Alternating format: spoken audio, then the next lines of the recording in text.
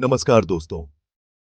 आज हम इस वीडियो में जानेंगे कि सनातन धर्म के सबसे बड़े पर्व दीपावली को क्यों और कैसे मनाया जाता है। इसके बारे में हमारे शास्त्र क्या कहते हैं। वैसे तो हम सब बचपन से सुनते आए हैं कि इस दिन रामचंद्र जी अयोध्या वापस आए थे, इसलिए दिवाली मनाई जाती है। लेकिन फिर आजकल के युवाओं के मन में प्रश्न उठता है कि जब भगवान राम के वापस आने पर दिवाली मनाई जाती है, तो हम इस दिन राम जी की पूजा करने की बजाय गणेश और लक्ष्मी जी की पूजा क्यों करते हैं? ये सवाल मेरे भी मन में था और इसीलिए मैंने स्वयं से पुराणों का अध्ययन किया और उस अध्ययन से मैंने जो बातें जानी हैं, उनको आपके सामने लेकर मैं प्रस्तुत हूं। वैसे तो इस विषय पर YouTube पर बहुत से वीडियो हैं, लेकिन इस वीडियो में मैंने जिस पुराण में जैसा वर्णन दिवाली सहित अन्य 5 त्योहारों का पाया है, वैसा ही आपके सामने लेकर उपस्थित हूं। इस वीडियो में न केवल आपको दिवाली के कारणों का पता चलेगा, बल्कि उसे कैसे मानना चाहिए, इसके बारे में शास्त्रों में क्या-क्या वर्णित है, वो भी पता चलेगा। तो आइए ज्यादा विलंब न करते हुए शुरू करते हैं। लेकिन उससे पहले आपसे निवेदन है कि यदि चैनल पर पहली बार आए हैं, तो सब्सक्राइब करके बेल आइकॉन जरूर दबाएं, ताकि इस तरह की अन्य वीडियो के लिए आप तक सूचना जरूर पहुंचे। 1. वैदिक कारण। दोस्तों, हम समझते हैं कि केवल भगवान राम के आने से ही दिवाली मनाई जाती है, लेकिन ऐसा नहीं है। दिवाली एक वैदिक पर्व है जो वैदिक काल से मनाया जाता है। वैदिक काल में इसे शारदीय नवसस्येष्टि के रूप में मानते थे और आज भी आर्य समाज जैसे वैदिक संगठन इसे उसी रूप में मानते हैं। दोस्तों, वेदों में अग्नि को परमात्मा का मुख कहा गया है और इसी कारण से हम हवन आदि में अग्नि को ही सामग्री अर्पित करते हैं, क्योंकि ये अग्नि हमारी अर्पित की हुई सामग्री को उसके घटकों में दोबारा से विघटित करके उसे परमात्मा स्वरूप संसार में सब ओर फैलाती है। इसीलिए जब दिवाली के समय तक खरीफ की फसल घर में आती है, तो खरीफ की पहली फसल को यज्ञ के माध्यम से परमात्मा को अर्पित करने की परंपरा वैदिक काल से प्रचलित थी।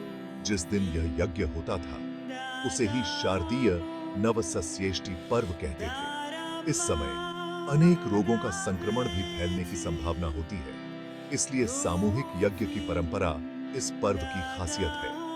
यही कारण है कि बहुत से स्थानों में आज भी चौराहों पर अग्नि जलाकर घर से कुछ अन्न आदि ले जाकर उसमें अर्पित किया जाता है। अब आइए जानते हैं कि पुराणों में इसके बारे में क्या लिखा है। पद्म पुराण उत्तरखंड। इस पुराण में दीपावली के विवरण से पहले कार्तिक मास में दीपदान का जो महत्व भगवान शिव कार्तिकेय भगवान को बता रहे हैं, पहले उसे हमें जानना चाहिए, जो इस प्रकार है। महादेव जी कहते हैं, कार्तिकेय, अब कार्तिक में दिए जाने वाले दीप का महात्म्य सुनो। मनुष्य के पितर अन्य पितृगणों के साथ सदा इस बात की अभिलाषा करते हैं कि क्या हमारे कुल में भी कोई ऐसा उत्तम पितृभक्त पुत्र उत्पन्न होगा जो कार्तिक में दीपदान करके श्री केशव को संतुष्ट कर सके। स्कंद, कार्तिक में घी अथवा तिल के तेल से जिसका दीपक जलता रहता है, उसे अश्वमेध यज्ञ से क्या लेना है। जिसने कार्तिक भगवान केशव के समक्ष दीपदान किया है, उसने संपूर्ण यज्ञों का अनुष्ठान कर लिया और समस्त तीर्थों में गोता लगा लिया। बेटा, विशेषतः कृष्ण पक्ष में 5 दिन बड़े पवित्र हैं। उनमें जो कुछ भी दान किया जाता है, वह सब अक्षय एवं संपूर्ण कामनाओं को पूर्ण करने वाला होता है। लीलावती वेश्या दूसरे के रखे हुए दीप को ही जलाकर शुद्ध हो अक्षय स्वर्ग को चली गई। इसलिए रात में सूर्यास्त हो जाने पर घर में, गौशाला में, देव वृक्ष के नीचे तथा मंदिरों में दीपक जलाकर रखना चाहिए। देवताओं के मंदिरों में, श्मशानों में और नदियों के तट पर भी अपने कल्याण के लिए घृत आदि से 5 दिनों तक दीपक जलाने चाहिए। ऐसा करने से जिनके श्राद्ध और तर्पण नहीं हुए हैं, वे पापी पितर भी दीपदान के पुण्य से परम मोक्ष को प्राप्त हो जाते हैं। अब इसी उत्तराखंड में भगवान कृष्ण दीपावली के बारे में जो बता रहे हैं, वो जानते हैं। भगवान श्री कृष्ण कहते हैं, कार्तिक के कृष्ण पक्ष की त्रयोदशी यानी धनतेरस के शाम को घर से बाहर यमराज के लिए दीप देना चाहिए। इससे दुर्मृत्यु का नाश होता है। दीप देते समय इस प्रकार कहना चाहिए, मृत्यु, पाशधारी काल और अपनी पत्नी के साथ सूर्यनंदन यमराज त्रयोदशी को दीप देने से प्रसन्न हो। कार्तिक कृष्णा चतुर्दशी को यानी छोटी दिवाली अर्थात नरक चौदस को चंद्रोदय के समय नरक से डरने वाले मनुष्यों को अवश्य स्नान करना चाहिए। जो चतुर्दशी को प्रातःकाल स्नान करता है उसे यमलोक का दर्शन नहीं करना पड़ता। अपामार्ग यानी ओंगा या चिचड़ा, तुम्बी यानी लौकी, प्रपुन्नाट यानी चकवड़ और कटफल यानी कायफल, इनको स्नान के बीच में मस्तक पर घुमाना चाहिए। इससे नरक के भय का नाश होता है। उस समय इस प्रकार प्रार्थना करे, हे अपामार्ग, मैं हराई के ढेले, कांटे और पत्तों सहित तुम्हें बार बार मस्तक पर घुमा रहा हूं, मेरे पाप हर लो। यूं कहकर अपामार्ग और चकवड़ को मस्तक पर घुमाएं। तत्पश्चात यमराज के नामों का उच्चारण करके तर्पण करें। वे नाम मंत्र इस प्रकार हैं, यमाय नमः, धर्मराजाय नमः, मृत्यवे नमः, अंतकाय नमः, वैवस्वताय नमः, कालाय नमः, सर्वभूतक्षयाय नमः, औदुंबराय नमः, दनाय नीलाय नमः, परमेष्ठिने नमः, चित्राय नमः, चित्रगुप्ताय नमः, वृकोदराय नमः। दोस्तों, अब कोई भी तार्किक मनुष्य यही कहेगा कि कोई पौधा किसी के पाप कैसे हर सकता है, तो जहां तक मेरी आयुर्वेद की जानकारी है तो अपामार्ग कफ नाशक आयुर्वेदिक औषधि है, जिसके जल से स्नान करने पर कफ से संबंधित रोगों का नाश होता है। अतः मुझे लगता है कि उस रोग नाश को ही यहां पर पाप नाश माना गया है।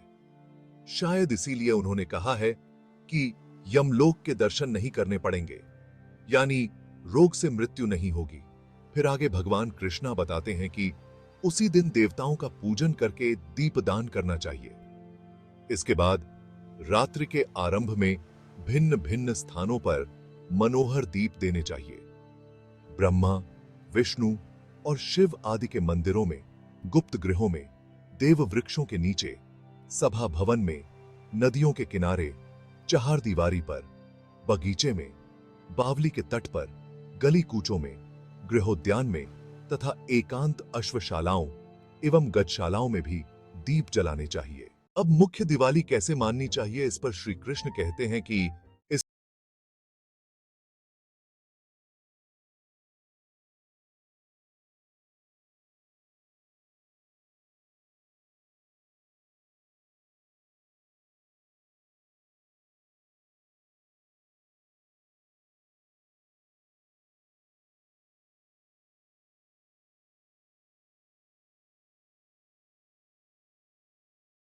तदनंतर भगवान के जागने से पहले स्त्रियों के द्वारा लक्ष्मी जी को जगाएं। दोस्तों, यहीं पर ही यह कारण स्पष्ट है कि इस दिन लक्ष्मी जी की पूजा क्यों होती है। दरअसल ऐसी मान्यता है कि देवशयनी एकादशी के दिन जो भगवान विष्णु शयन करने चले जाते हैं, उसके जागने की अवधि आने वाली होती है। उससे पहले दिवाली वाले दिन लक्ष्मी जी को जगाया जाता है। फिर आगे भगवान कृष्ण कहते हैं कि जो प्रबोध काल में लक्ष्मी जी को जगाकर उनका पूजन करता है, उसे धन संपत्ति की कमी नहीं होती। तत्पश्चात प्रातःकाल कार्तिक शुक्ला प्रतिपदा को गोवर्धन का पूजन करना चाहिए। उस समय गायों तथा बैलों को आभूषणों से सजाना चाहिए। उस दिन उनसे सवारी का काम नहीं लेना चाहिए तथा गायों को दोहना भी नहीं चाहिए। पूजन के पश्चात गोवर्धन से इस प्रकार प्रार्थना करें, पृथ्वी को धारण करने वाले गोवर्धन, आप गोकुल के रक्षक हैं। भगवान श्री कृष्ण ने आपको अपनी भुजाओं पर उठाया था। आप मुझे कोटि कोटि गायें प्रदान करें। लोकपालों की जो लक्ष्मी धेनु रूप में स्थित हैं और यज्ञ के लिए घृत प्रदान करती हैं, वह मेरे पाप को दूर करे। मेरे आगे गायें रहें, मेरे पीछे भी गायें रहें। मेरे हृदय में गायों का निवास हो तथा मैं भी गायों के बीच में निवास करूं। अब पद्म पुराण में ही भगवान कृष्ण भाई दूज के बारे में क्या कहते हैं, वो इस प्रकार है। कार्तिक शुक्ल पक्ष की द्वितीया को पूर्वाह्व में यम की पूजा करें। यमुना में स्नान करके मनुष्य यमलोक को नहीं देखता। कार्तिक शुक्ला द्वितीया को पूर्व काल में यमुना ने यमराज को अपने घर पर सत्कार पूर्वक भोजन कराया था। उस दिन नार की जीवों को यातना से छुटकारा मिला और उन्हें तृप्त किया गया। वे पाप मुक्त होकर सब बंधनों से छुटकारा पा गए और सब के सब यहां अपनी इच्छा के अनुसार संतोष पूर्वक रहे। उन सब ने मिलकर एक महान उत्सव मनाया जो यमलोक के राज्य को सुख पहुंचाने वाला था। इसीलिए यह तिथि तीनों लोकों में यमद्वितीया के नाम से विख्यात हुई। अतः विद्वान पुरुषों को उस दिन अपने घर भोजन नहीं करना चाहिए। वे बहन के घर जाकर उसी के हाथ से मिले हुए अन्न को, जो पुष्टिवर्धक है, स्नेह पूर्वक भोजन करें तथा जितनी बहिनें हों उन सबको पूजा और सत्कार के साथ विधि पूर्वक सुवर्ण, आभूषण एवं वस्त्र दें। सगी बहिन के हाथ का अन्न भोजन करना उत्तम माना गया है। उसके अभाव में किसी भी बहिन के हाथ का अन्न भोजन करना चाहिए। वह बल को बढ़ाने वाला है। जो लोग उस दिन सुवासिनी बहनों को वस्त्र दान आदि से संतुष्ट करते हैं, उन्हें 1 साल तक कलह एवं शत्रु के भय का सामना नहीं करना पड़ता। यह प्रसंग धन, यश, आयु, धर्म, काम एवं अर्थ की सिद्धि करने वाला है। अब दोस्तों, आइए जानते हैं कि स्कंद पुराण में दिवाली के बारे में क्या लिखा है। के लिए हम चलते हैं स्कंद पुराण के वैष्णव खंड में। उसमें ब्रह्मा जी कहते हैं,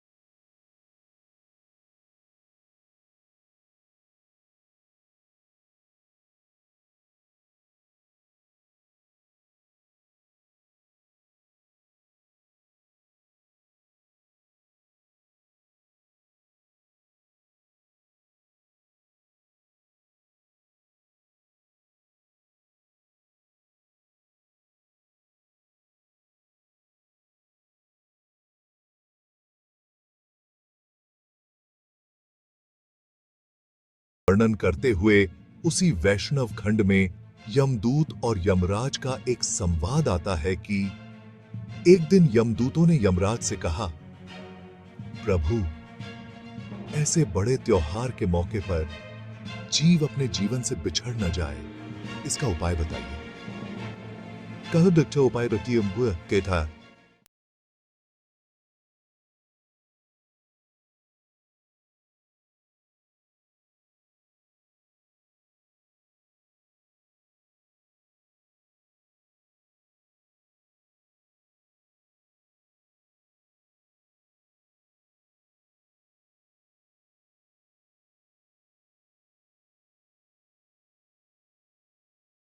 इस मंत्र से जो अपने द्वार पर उत्सव में दीपदान करता है, उसे अपमृत्यु का भय नहीं होता। दीपावली के पहले की चतुर्दशी को अर्थात छोटी दिवाली को तेल मात्र में लक्ष्मी और जल मात्र में गंगा निवास करती हैं। जो उस दिन प्रातःकाल स्नान करता है, वह यमलोक नहीं देखता। नरक भय का नाश करने के लिए स्नान के बीच में अपामार्ग यानी चिच्चिड़ा को मस्तक पर घुमाना चाहिए। 3 बार मंत्र पढ़कर 3 ही बार घुमाना चाहिए। मंत्र इस प्रकार है, जोते हुए खेत के ढेले से युक्त और कंटक विशेषित पत्तों से सुशोभित अपामार्ग, तुम बार बार घुमाए जाने पर मेरे पापों को हर लो। ऐसा कहकर अपने सिर पर अपामार्ग घुमाए। स्नान करके भीगे वस्त्र से मृत्यु के पुत्र रूप 2 काले और चितकबरे रंग के कुत्तों को दीपदान दे। अब यहां पर दीपावली मनाने की एक और कथा आती है कि दमिगी कार्तिकी, यदि कार्तिक कृष्णा चतुर्दशी को अमावस्या हो और स्वाति नक्षत्र का योग भी हो, तो उसी दिन दीपावली मनाई जाती है। इस दिन से शुरू करके 3 दिन तक दीपोत्सव मनाना चाहिए। एक बार राजा बलि ने भगवान से प्रार्थना की थी कि मैंने आपको वामन रूप में भूमि दान दी है और आपने उसे 3 पगों से नापा है, इसलिए अब से 3 दिनों तक प्रतिवर्ष पृथ्वी पर मेरा राज्य रहे। उस समय जो लोग दीपदान करते हैं, उनके घर में लक्ष्मी जी स्थायी रूप से निवास करती हैं। दैत्यराज बलि को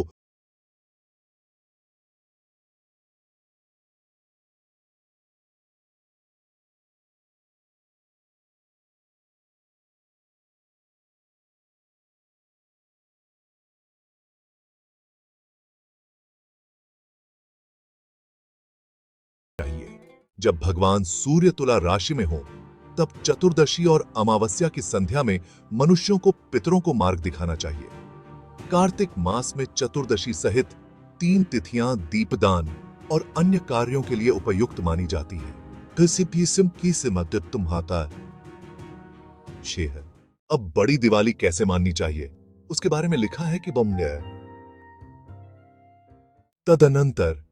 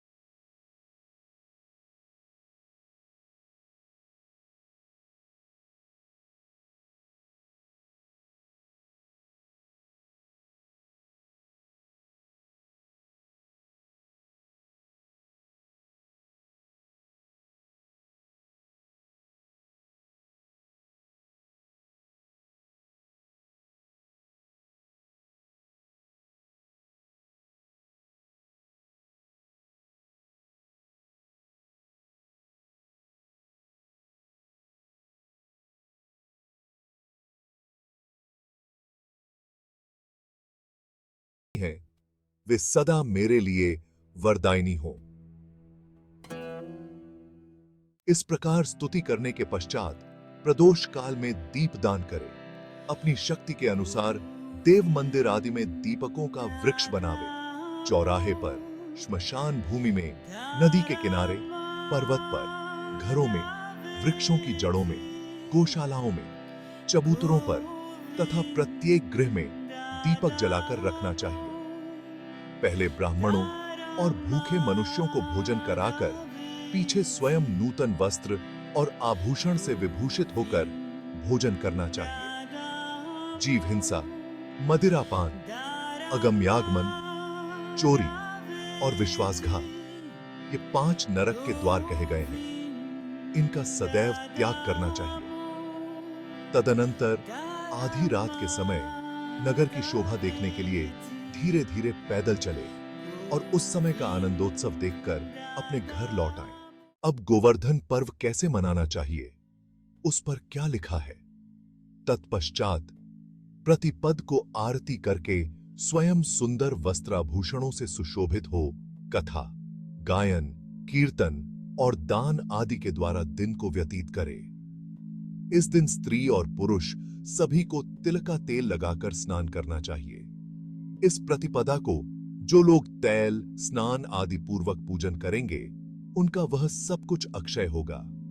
यदि दूसरे दिन एक घड़ी भी अमावास्या के वेद से रहित प्रतिपदा हो, तो उत्सव आदि कार्यों में मनीषी पुरुषों को उसे ही ग्रहण करना चाहिए। दूसरे दिन यदि थोड़ी भी प्रतिपदा न हो, तो पूर्व विद्या तिथि ही ग्रहण करनी चाहिए। उस दशा में वह दोषकारक नहीं होती है।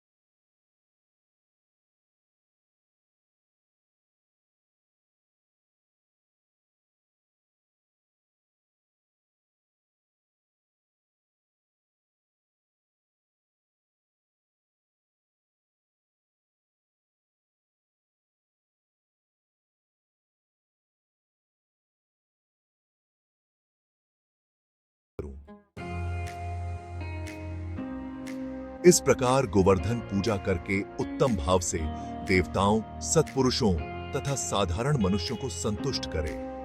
अन्य लोगों को अन्नपान देकर और विद्वानों को संकल्प पूर्वक वस्त्र, तांबूल आदि के द्वारा प्रसन्न करे। कार्तिक शुक्ल पक्ष की यह प्रतिपदा तिथि वैष्णवी कही गई है।